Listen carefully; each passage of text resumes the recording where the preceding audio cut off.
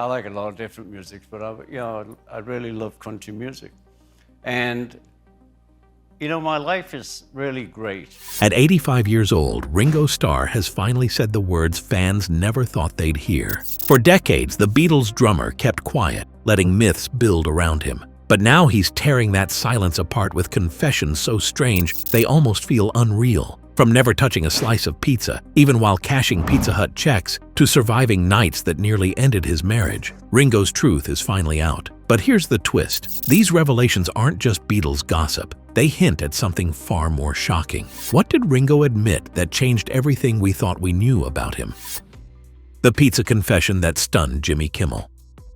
The confession that left audiences gasping wasn't about the Beatles at all. It was about food. January 2025. Ringo Starr walks onto the set of Jimmy Kimmel Live. The crowd roars, Kimmel smiles, and everything feels like your standard late-night segment. But then it happens. With that trademark Liverpool charm, Ringo leans back in his chair, and in a voice so casual it could have been about the weather, he says, "I've never had a slice of pizza in my life." The room freezes. Kimmel's eyes widen. The audience bursts into laughter, then shock, then disbelief. For a moment, no one knows if he's joking, but Ringo isn't laughing. He's dead serious. 84 years on this planet, and not one bite of the world's most iconic comfort food. And here's where it gets stranger. Not only has he never eaten pizza, but back in the 1990s, he actually cashed checks as the face of Pizza Hut. He appeared in commercials that helped sell millions of pies across America. Imagine that. The man never tasted the product, yet he was the smiling drummer encouraging you to order one.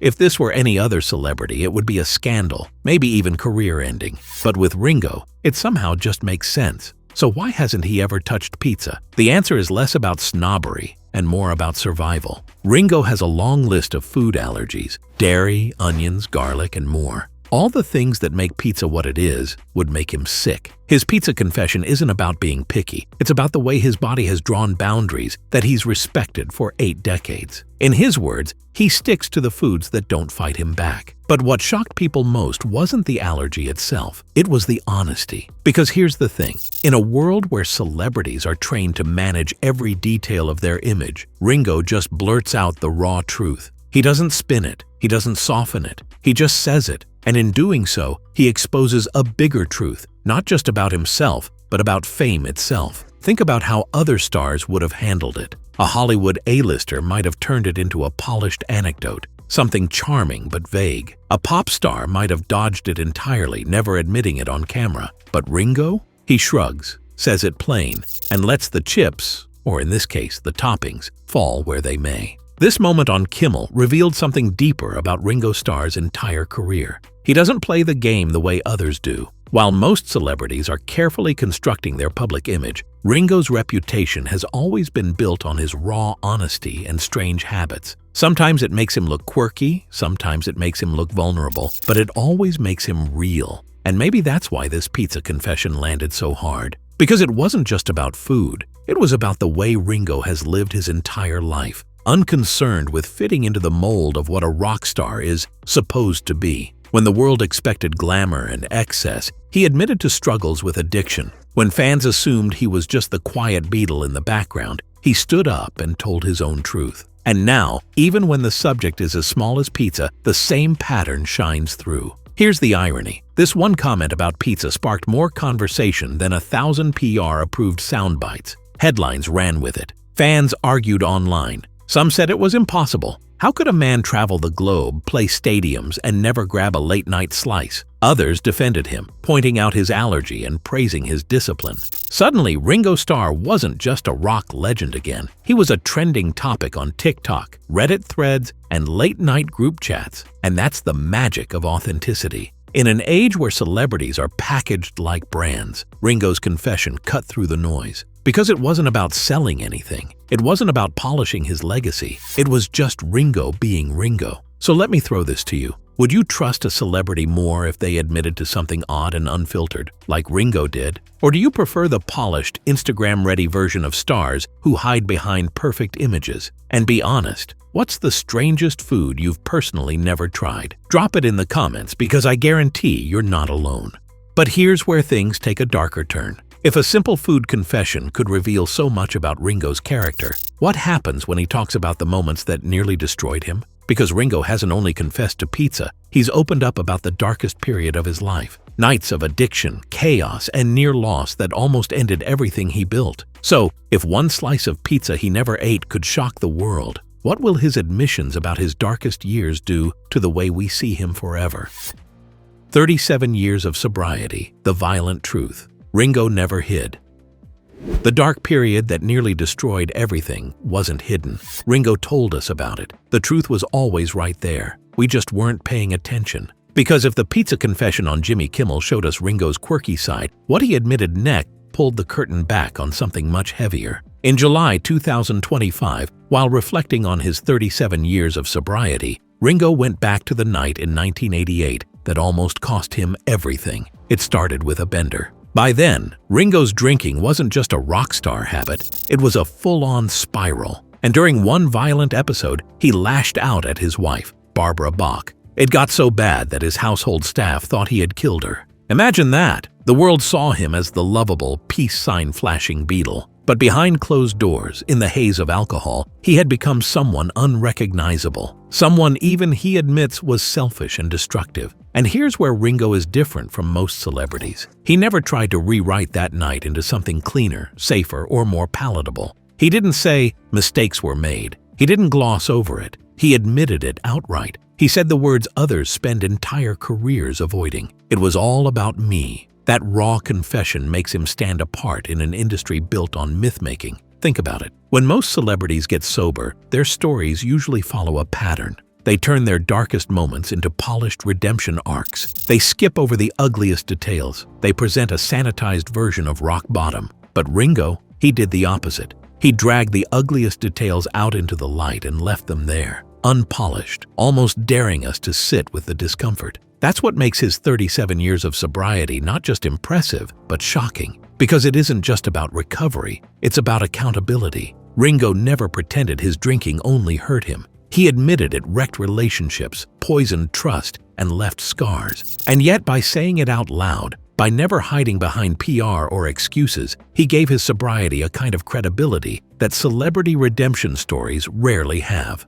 Now, here's the twist. The turning point didn't come from a headline or an intervention staged by handlers. It came from Barbara, the very person who had endured his worst. In 1988, she told him it was rehab or divorce. That ultimatum forced Ringo into treatment at Arizona's Sierra Tucson facility. He went in angry and resistant, still blaming everyone but himself. But inside those walls, he was stripped of the Beatle persona. He wasn't Ringo Starr, the drummer adored by millions. He was Richard Starkey, an addict at rock bottom. And something shifted. Rehab became the line between two lives. On one side, the selfish, destructive drunk who nearly destroyed his marriage. On the other hand, the man has now been sober for 37 years. That's longer than his entire career with the Beatles ever lasted. And here's where his honesty breaks through again. Most rock stars who get sober talk about strength, discipline, and self-control. Ringo doesn't. He doesn't make it sound heroic.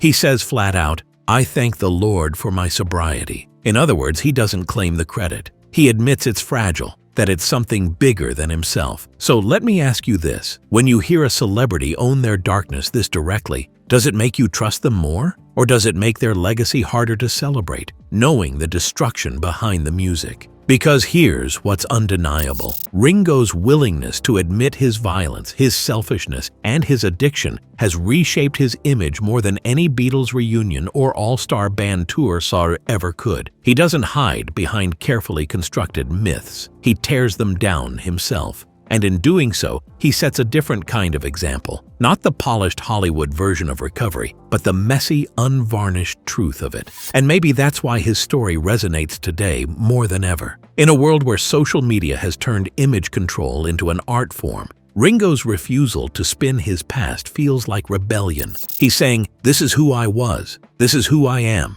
believe it or not." So let's put the spotlight back on us. If you've ever struggled with addiction or watched someone close to you fight through it, you know how rare this kind of brutal honesty is. Do you think celebrities should be this transparent about their lowest moments? Or does putting everything on display risk overshadowing the art they created? I want to know your thoughts in the comments. But here's the haunting part. If Ringo Starr was this brutally honest about his personal demons, what about the years when he wasn't just another rock star, but part of the most famous band in the world? What was Ringo really like during the Beatles' most turbulent moments?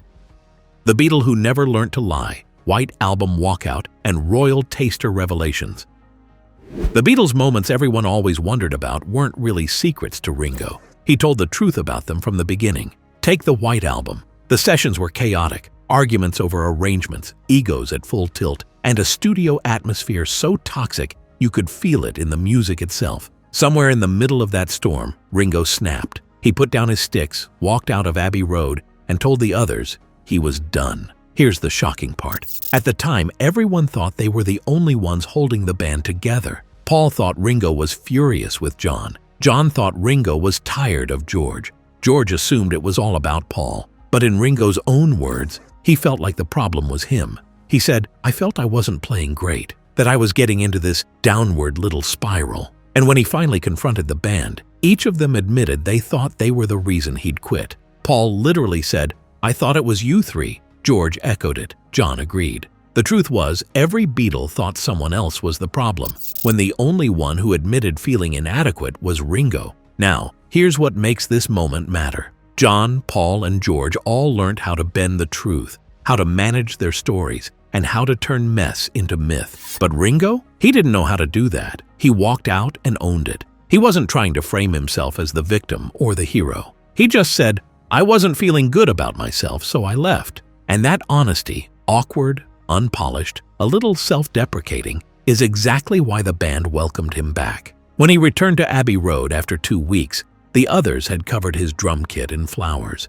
It wasn't a PR stunt, it was relief. Because Ringo was the glue, the Beatle who never lied about how bad things really were. But that wasn't the only time Ringo's blunt truth slipped through the cracks of history. Go back to August 1964. The Beatles are in New York, nervous and wide-eyed, about to meet Bob Dylan. The story goes that Dylan rolled a joint, passed it around, and history changed. The Beatles became the Beatles of legend that night. But what really happened is a little funnier and a little more Ringo. Because none of the Beatles had smoked harmful substance before. They were clueless, and Dylan, amused, lit one up and handed it to them. Here's where Ringo steps in. He didn't know you were supposed to take a puff and pass it. He thought the joint was just for him. So he sat back and smoked the whole thing, alone, in one go. The others looked at him, stunned, before bursting out laughing.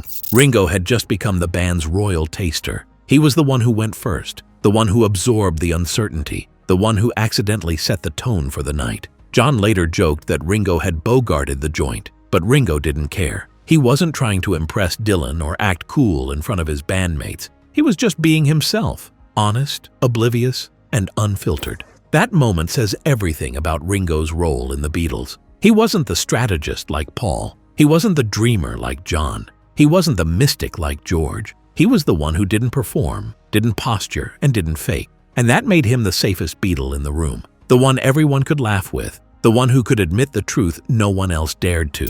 And yet, history didn't treat those moments as revelations. Fans and media always chased the dramatic myths spun by John's bitterness, Paul's Polish, or George's spirituality. They wanted the crafted personas. Ringo's plain admissions were dismissed as quirks. But in reality, those moments, walking out during the White Album, smoking the entire joint with Dylan, show us more about the Beatles' truth than all the carefully shaped interviews ever did. So, let's pause here. If you were in Ringo's shoes during the White Album sessions, feeling like you weren't good enough, would you have walked out? Or would you have tried to push through the tension? And if you'd been at that first smoke session with Dylan, would you have had the guts or the innocence to just take the whole joint without hesitation? Because here's the point. Ringo's life has never been about shaping a story for us. He just tells it, raw and unfiltered. And when you look closely, those plain-spoken admissions carry the most weight. They tell us the truth about what happened, not the mythical version. And that brings us to the most surprising revelation of all. These flashes of honesty during the Beatles' most chaotic years, confessions about walking away, about being the guinea pig with Dylan, hint at something much deeper about Ringo's nature. Not just as a Beatle, but as a man now facing 85 years of life lived in the spotlight. The question is, What does his recent reflection on aging reveal about the man behind the drums? The 24-year-old in an 85-year-old body, the accidental truth-teller theory. And this brings us to his strangest confession of all. Not about pizza, not about walking out on the Beatles, but about time itself. In July 2025, in a quiet moment with the New York Times, Ringo said something that stopped even longtime fans cold. He looked straight at the interviewer and admitted, "I look in the mirror and I'm 24. I never got older than 24. That might sound like a throwaway line, but think about it. This is an 85-year-old man, one of the most famous musicians alive, saying he still feels like a kid every time he catches his reflection.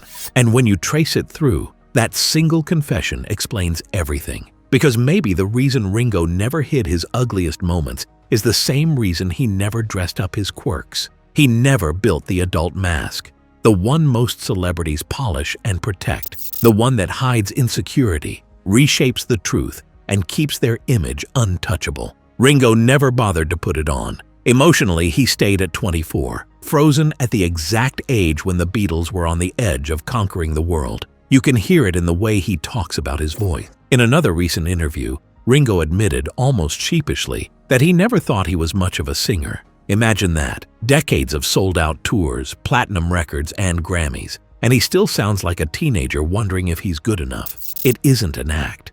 That insecurity is real, and it comes from the same place as the pizza confession and the rehab honesty, the inability to lie to himself. But here's the paradox. That same childlike bluntness shows up when he talks about things far bigger than his own doubts. Ask him about AI technology taking over music, and instead of giving you the PR-safe answer, Ringo says it straight. "The Beatles are still winning Grammys," he joked, referring to the band's AI-assisted 2023 release. For most artists, AI is an existential crisis. For Ringo, it's just another reminder that the beat goes on.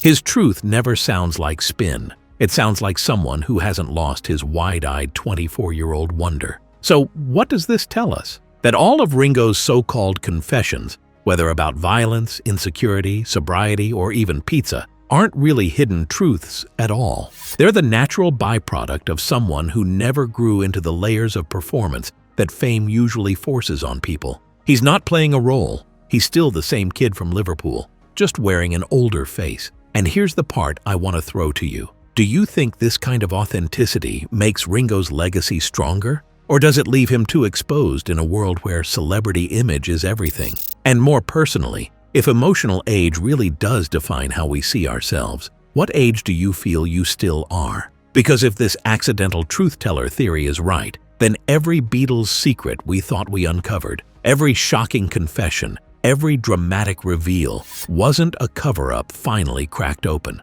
It was something simpler. Ringo Starr was just telling the truth all along. But here's the real twist. If Ringo never wore the mask, then what does that say about all the others who did? What happens when we stop seeing celebrity confessions as leaks and start asking whether the myths we believed about them were ever real at all? So after everything, pizza, sobriety, Dylan's joint, and a lifetime of blunt honesty, maybe Ringo Starr's greatest confession is that he never learned to lie. But what do you think? Does his raw truth make him the most authentic Beatle or the most exposed? And if you lived in such a spotlight, would you be this honest? Share your thoughts in the comments section below.